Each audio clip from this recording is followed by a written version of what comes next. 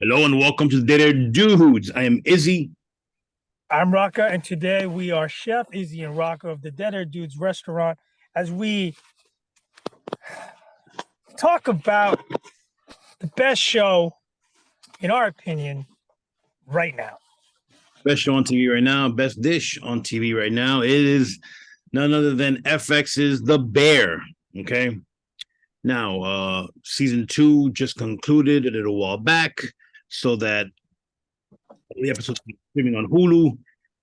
If you have not seen it, go watch it and come back to us because we're gonna have some spoilers here, and we're going to talk about it as best as we can. All right. Now, let's quickly give a happy recap of the first season. Rocka, take it away. Don't go too crazy. So, no. Yeah, our favorite and tumultuous, what I like to call dysfunctional restaurant family. They're teetering on the verge of completely imploding. Main character, Carmy, he's he's a world-renowned chef. Michelin star chef. Traveled the world. He has traveled the world to hone his skills, only to come back home because one of his best friends in the world, one of his best people in the world that he's tight with, his older brother, died. Yes. Well, Which OD. later on, how he died and what happened, but yes. And so he leaves him the deli restaurant. That's the family restaurant thing. And it's always been a dream of theirs to franchise out, to work together, to make things happen, to be bigger than they are. And that didn't happen in this case. As the season unfolds, you find out more and more about dysfunctional back home and at the restaurant with some extremely colorful characters. And they find themselves not only swimming in insurmountable debt, but just about to lose everything. They got a bad rating, food rating. They got this every violation you could think of. They can't make money, and then they're like 300 large deep in debt. And so what happens? He opens up a can of tomato sauce, and he finds a Ziploc bag of shit ton of money, and they keep going and going and going. And they find out his brother Michael had not thrown away the money like other people have said and smeared his name. He actually had probably plans to take that money and franchise with his brother, but it never happened.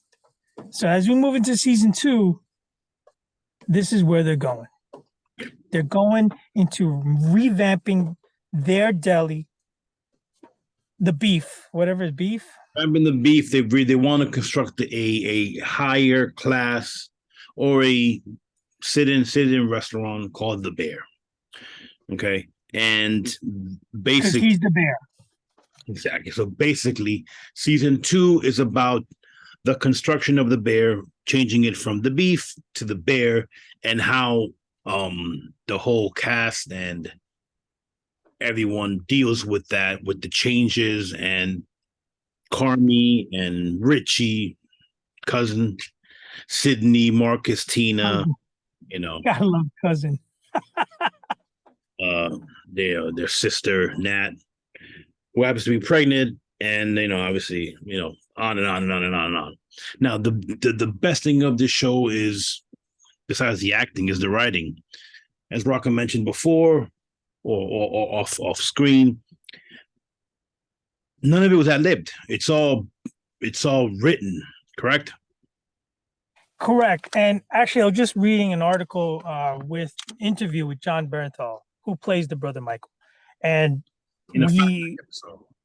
yeah, I'm going to jump ahead to the pinnacle of the season. Must watch. I mean, fantastic, almost one shot track recorded. The Fishes, Christmas.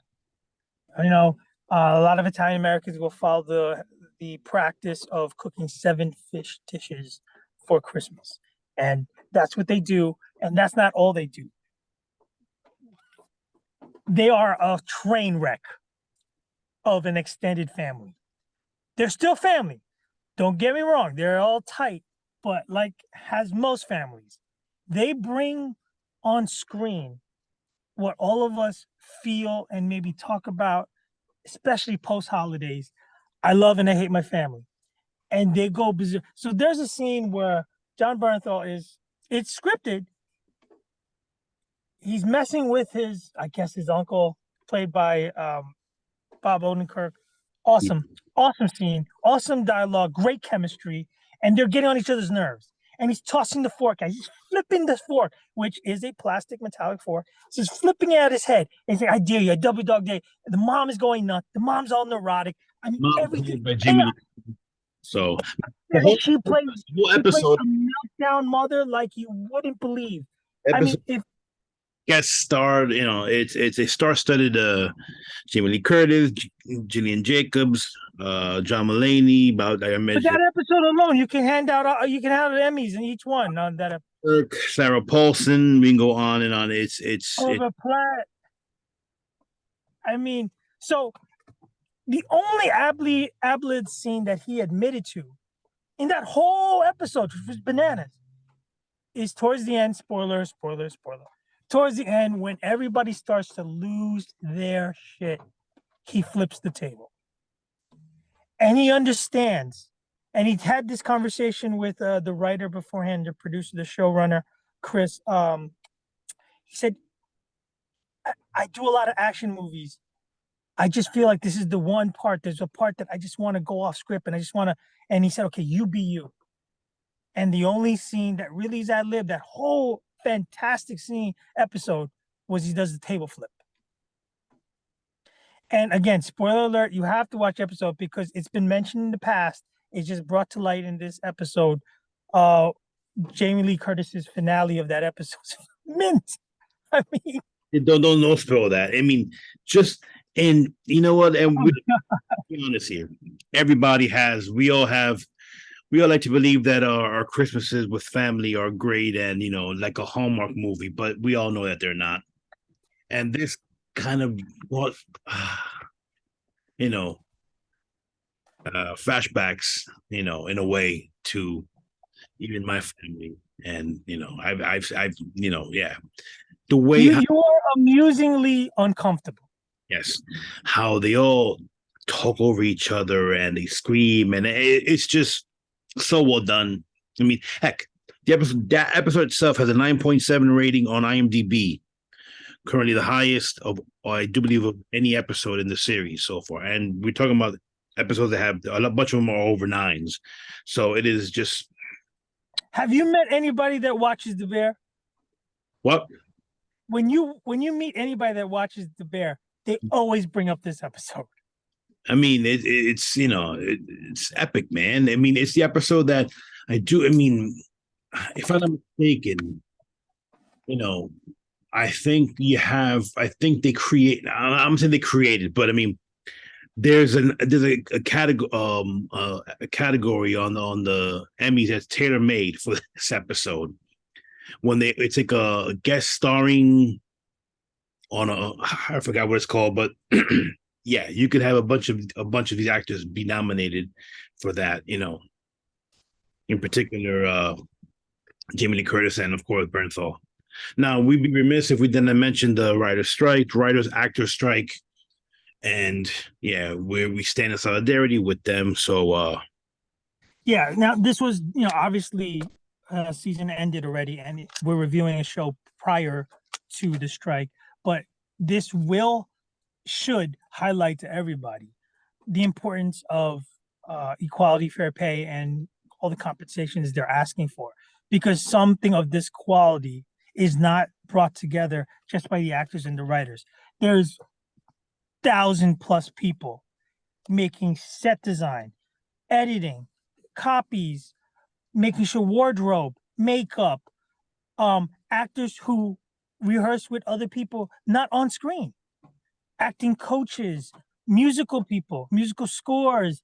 I mean, it goes on and on and on about everything that goes into a production. And we don't mean to turn this into a, a platform, a forum for that, but it should serve as a reminder for everybody that the entertainment everybody gets, especially of this high quality, is not made instantaneously with No, 10 people, 20.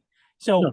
It's, um, I mean, for between season 1 and season 2, first of all, it wasn't made perfectly clear that it was gonna be a season 2 until people started watching it, and it kind of blew up on Hulu. Um, I believe it took over a year. So now with the strike, I'm pretty sure we're gonna at least, and this is all at least a year, maybe probably even more than that, for season 3, if we even get a season 3, which the way it ends, probably. But then again, it is perfectly that if there's no other, if it doesn't, then it's fine. Same thing with can, season, it can we ends. talk about the ending without talking about the ending? No, let's we'll leave that for, let everybody see it actually, because and yeah, Jeremy Allen White, who plays Carmy, who's, I guess, they're all leads, but I mean, he's like the lead. Obviously many people know him from Shameless, so he's, awesome. Ebon Moss Backrack, who plays Richie, cousin, he has. Oh my God, he is so awesome in portraying that family member you love and you hate at the same time. Yeah, if Carmi is let's say, I don't know, maybe the heart of the show, maybe, then Richie is the soul of the show. You know what I mean?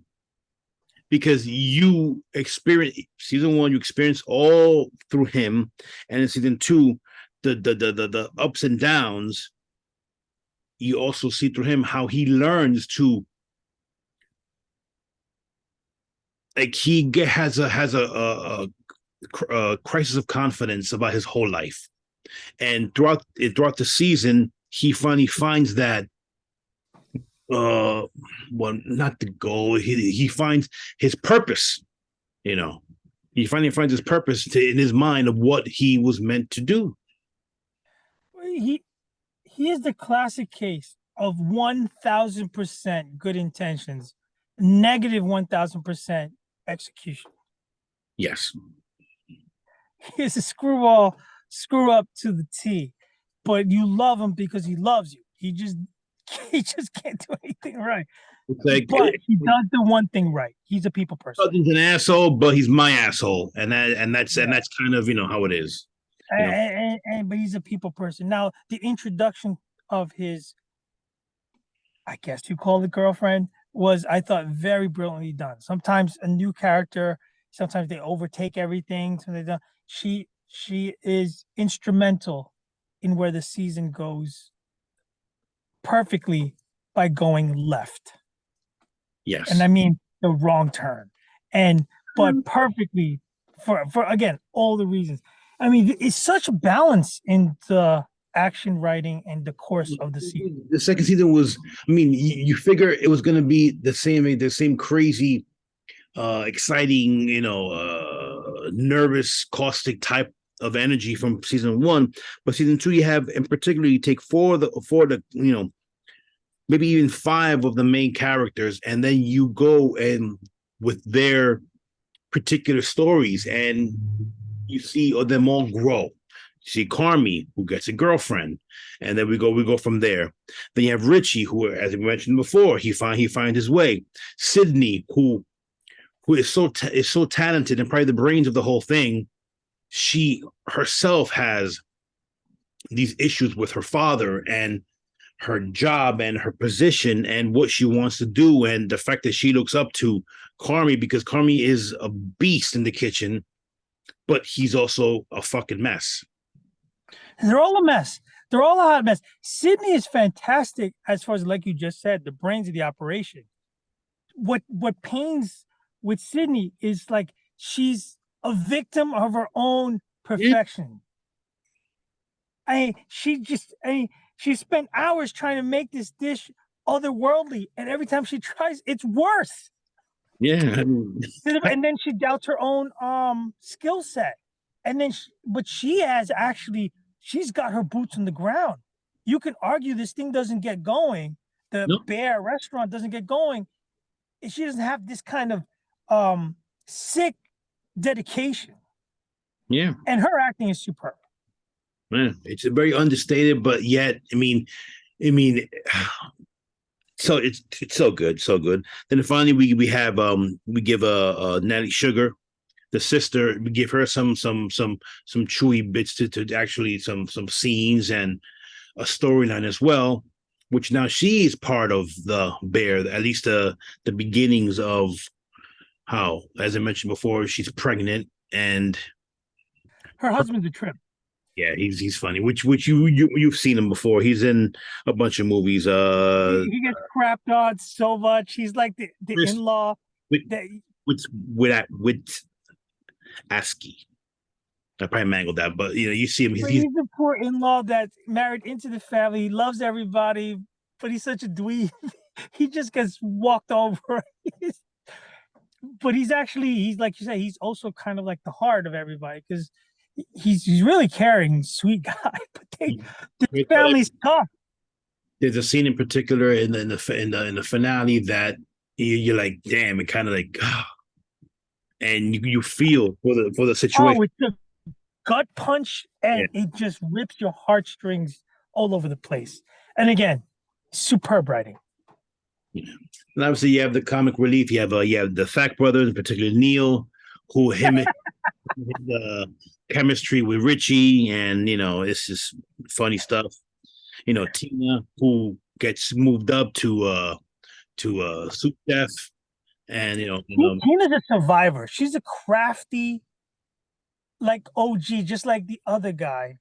It's Ibrahim, Ibrahim. yeah, Ibrahim, Yeah, they're like the resident mainstays. The statesmen, and it's hard. I get it. It's hard to change after all these years. It's so hard, but they play these roles fantastically.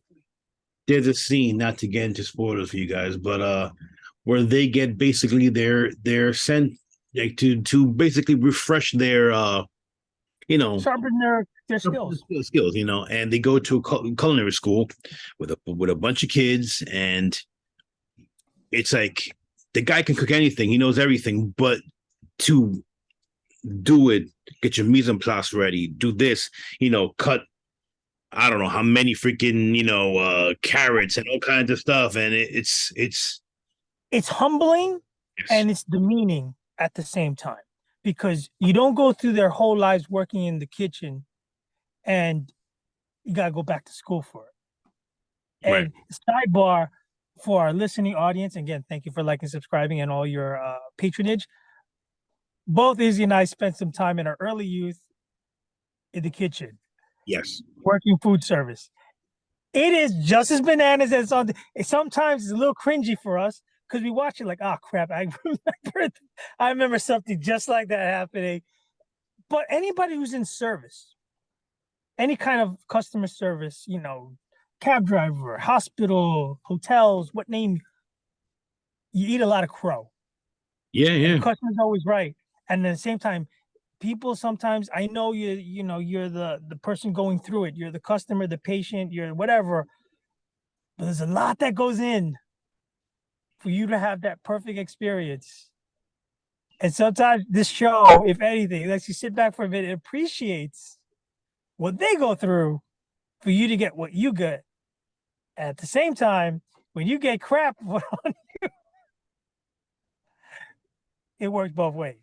No. But for them, for the writers and the actors to bring it to full screen, and again, right, ironic as it seems, almost every actor has probably worked in food service at some point in their developing young careers. Of course. I'm sure all of them drew from that experience to put forth this really spectacular. And again, we have asked that question in the past, whether this is ad-libbed or not, because the dialogue and the banter between everybody and the chaotic state that the kitchen is in feels so real.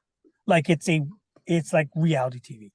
Yeah, I mean, we've all seen the countless number of videos and TikToks and everything of people, paying homage and poking fun at it, and it's all funny, but it's all based in somewhat reality. I mean, of course, it's exaggerated for Hollywood, but I mean, some of it isn't. No. Yes, chef.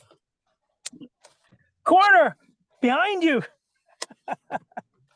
Oh, 86 it. I'm getting flashbacks right now. with that, PDPS. That's another story. please check it out. Let us know what you guys think. You know, is it as good as we think it is? Or I mean, well, it is, but that's besides the point. I mean, let us know, and as usual, please comment, like, and subscribe. And you know, thank you, Chef. And remember to always, always thank your servers, the chefs, and do not eat but save the whales. Yeah, take care, guys.